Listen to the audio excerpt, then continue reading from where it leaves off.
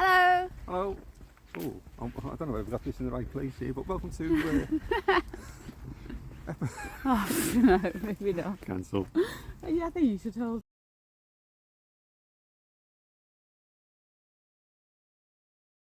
Hello. Hello.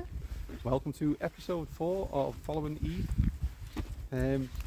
We've just brought the dog for a walk and look at where we are. This is literally a 5-minute walk from our front door. We're very lucky to have this on the doorstep. Before we say anything else, I just wanted to say thank you to everyone who has watched our videos, and for those who've subscribed. It's been a bit unbelievable really, the amount of people who have subscribed to our channel, and it's been absolutely great. I'm not very good with this I was on my tiptoes. gimbal thing, but there you go. What are we going to talk about this time? The boat's been moved about a week or so ago. We went up to Oakums and we watched the boat being moved out of the shed. So NarrowboatEve is out in the open. Yay! She's watertight, she's not finished. We've still got a... We hope she's watertight. Well, she will be watertight in a fashion. She might not have all of her glass in yet. The skylights haven't quite been fitted, but she's watertight, we hope. So we watched it coming out, so she's out in the open now. We had a great view of colour out in the open. Yeah, it looks so different with different aspects, doesn't it? The sun shines on it. She looks really, really bronzy, goldeny light, and then virtually black in some angles in the shade, doesn't she? Yeah. It varies so much. And it's amazing to watch the way they manoeuvre 60 feet of steel. It was a bit tense at times, wasn't it? It was. In its raw state, because 2 boats arrived in their raw state to go into the shed, as ours and another boat was brought out of the shed, and in the raw state they're about 8 tons. I think ours is probably more like 12, 15 tons maybe at the moment. So it's amazing to watch what they do to move that big chunk of metal, that big weight of metal. So we're going to show you that, which we think is amazing. You might not. Some people will, surely. Yeah. It's interesting. It is a feat of engineering. It is.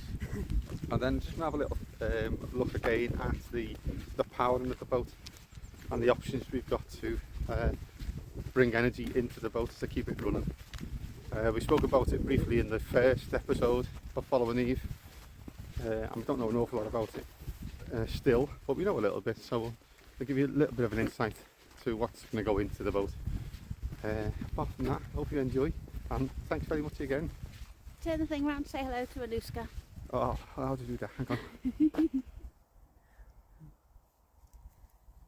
on. Not like that. Does that say there? Waiting. Yeah, maybe not. Don't worry. Ooh, Anushka's enjoying her walk. Anushka, come say hi. Come. Good girl. Oh, she's such a good girl. And it's getting chilly now, so she's got her coat on because she's a little old woman and she needs protecting. You like your coat, don't you? Good walk.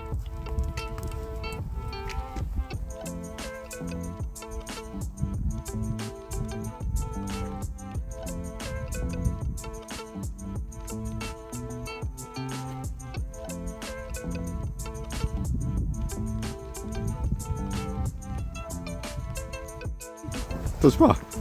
Hello, Bungo. That's Paula describing how Anushka walks. So she does walk with a little wobble on her bum. God love her, she's getting old. Anushka, I mean, not Paula.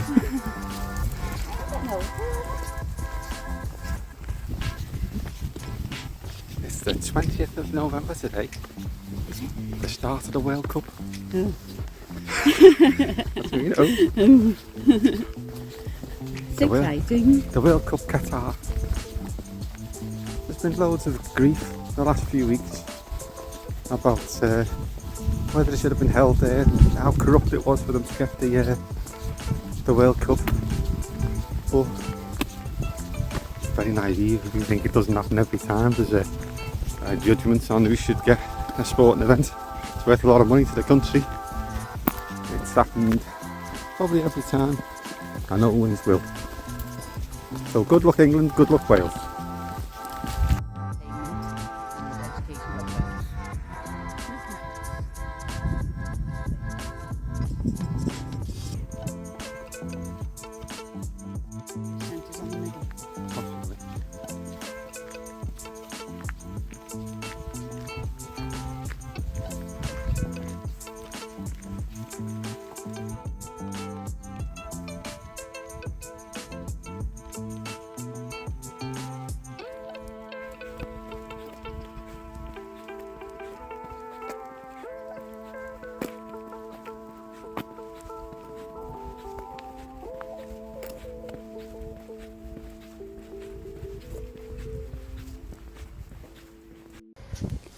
We were told that Narrowboat Eve was getting moved out of the shed, so we decided to come along and watch it.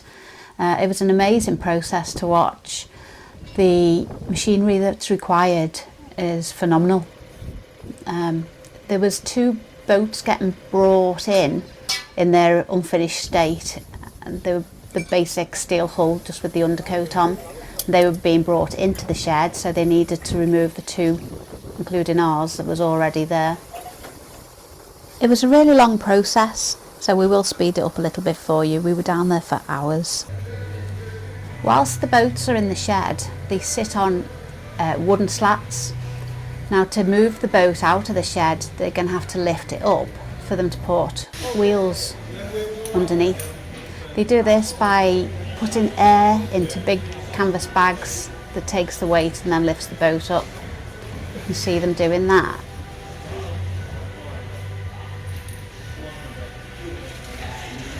Once they've done that, they can roll the wheels underneath and enable them to roll the boat out of the shed so it can be put onto the crane.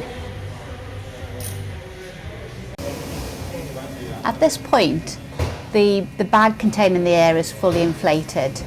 The man on the right is putting the wheel underneath, ready to be able to roll it out.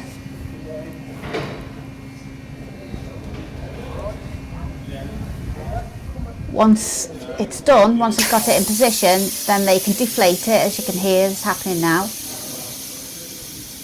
Just trying to get all the air out. A technical way of standing on it. And then they'll be able to remove that wood.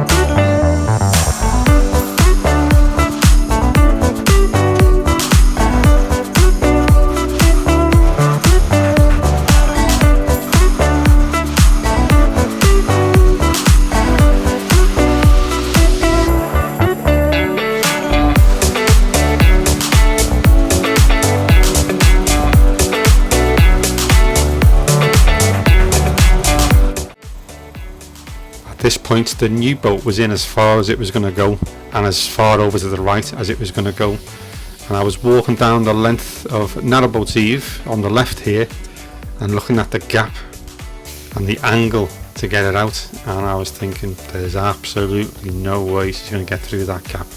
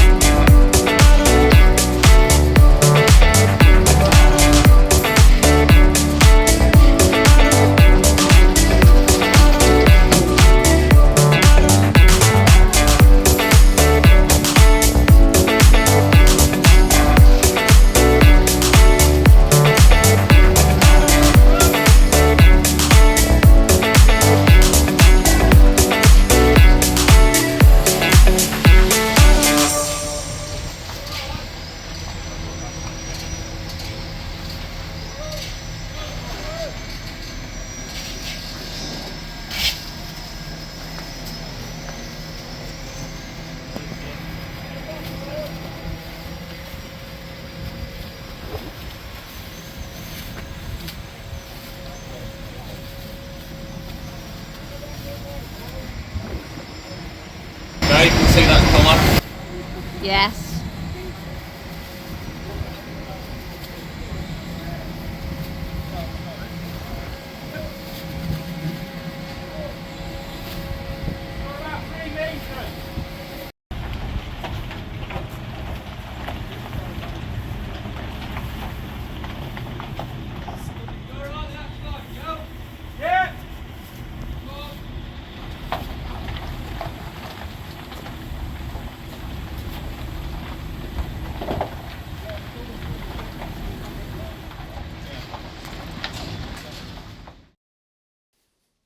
In the office again.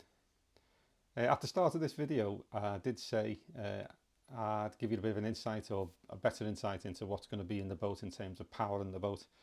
I'll be really honest with you, I've tried to prepare some text and so I know what I'm talking about in terms of the power options, but I don't really understand it. I'm being really honest, it'll take me some time to get used to how all the bits fit together and what volts, kilowatts, amps, what they all mean, how much energy comes from the solar, what that actually means in terms of charging up the batteries, all that type of stuff. I've done some research, or quite a bit of research actually, over the last few weeks, but I'm struggling. But it will get better, it will get better when we get the boat. So I'll tell you a few little bits about what's going in the boat. It won't be technical in any way, shape or form, but it might give you a bit more of an insight. Let's have a look. So I've created this chart. It's trying to demonstrate where the power is going to come from to top up the batteries. You can see from the top row there's three directions that power can come from. On the left you've got Shoreline, in the middle you've got the diesel generator, and on the right we've got solar energy.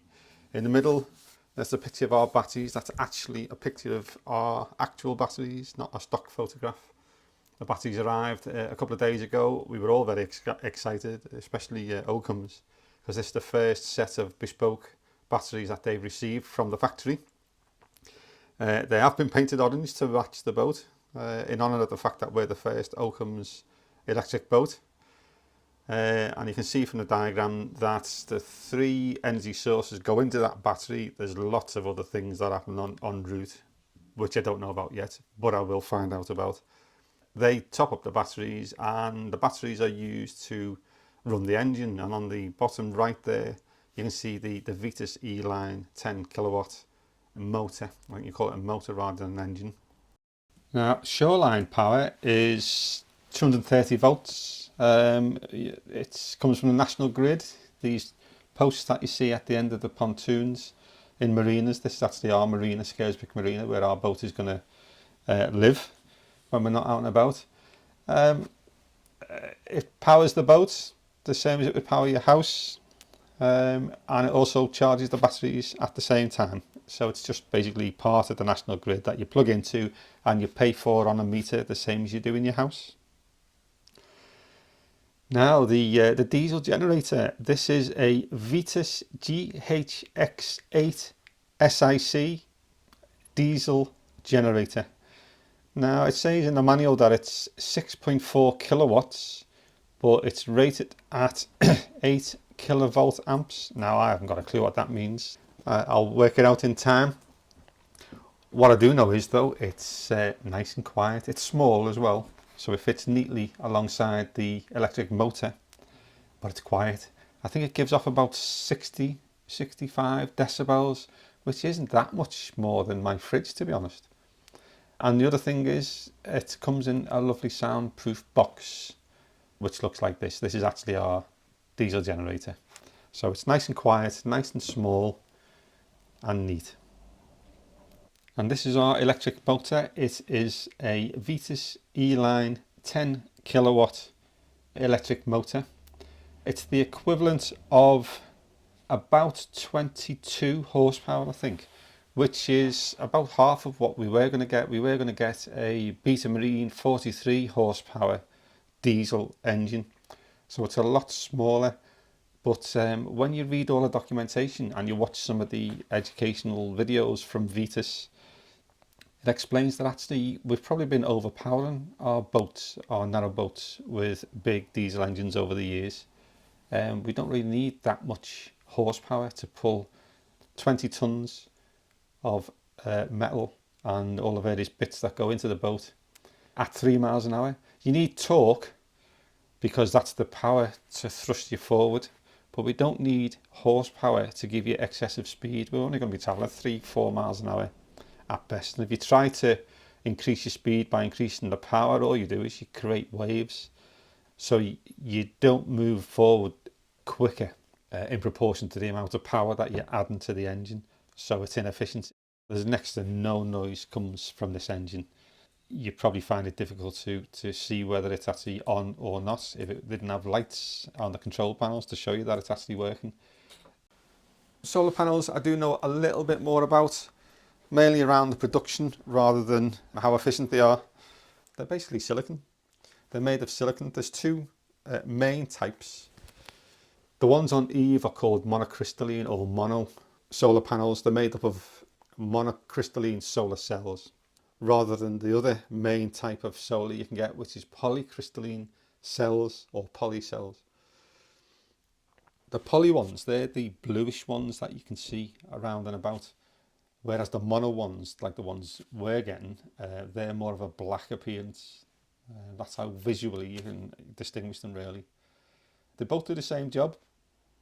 They capture sun and they convert it into electricity. The ones that we've got as well, they're also 9 busbar solar cells. Now the busbar is basically the strips of metal that you can see running through a solar cell within a solar panel. And the more you have, the better. Eve's cells as well, Eve's panels, are reinforced with fiberglass, and they've also got a material on the outer surface which is, it's got a chemical name, but its initials are ETFE. ETFE has been around for quite some time. It's been used in various applications where durability and high temperature resistance is needed. So they should be extremely hard wearing and less prone to cracking, delamination and corrosion. They've also got a lightly textured surface, these panels, rather than being totally flat, which means that they'll capture more light, especially when the light is low, sort of a winter evening or early morning when the sun is lower. If it was totally flat, the surface, the sun would bounce off and you would lose a lot of that energy. Because this has got a slight texture to it, it will capture more light basically. It won't bounce off as easily. So that's about it really for this video. Like I say, I don't really understand the ins and outs of the power management and all that at the moment, so I hope that gave you a little bit of an insight into what we're getting.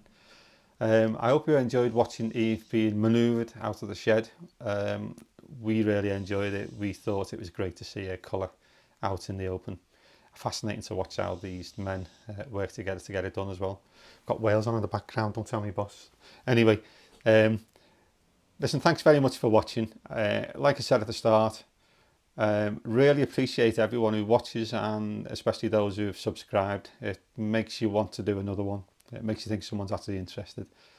So thanks very much. Enjoy your weekend if you're coming up to your weekend, because I'm about to have mine.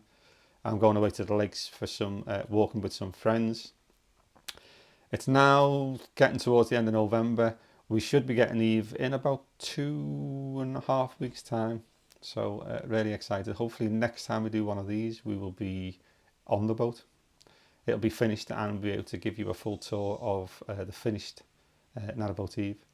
So thanks a lot. Stay safe. Speak to you soon. Bye bye.